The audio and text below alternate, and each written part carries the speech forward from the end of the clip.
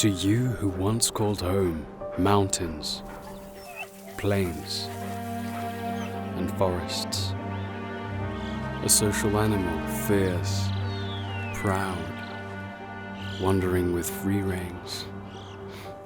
Your pack was your life, hunting party, nighttime security. You always felt at peace, tucked in with the family.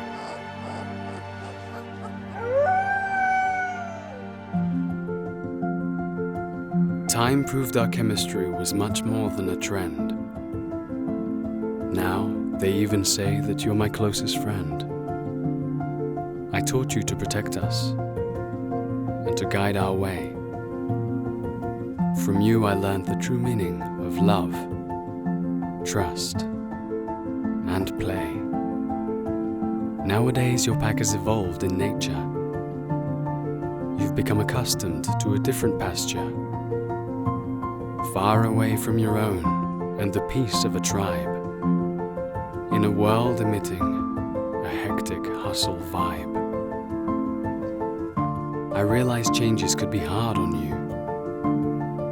I'll do my best to see your needs attended to. You, my dog, my friend, my faithful companion. You deserve to be happy. It's my #1 mission.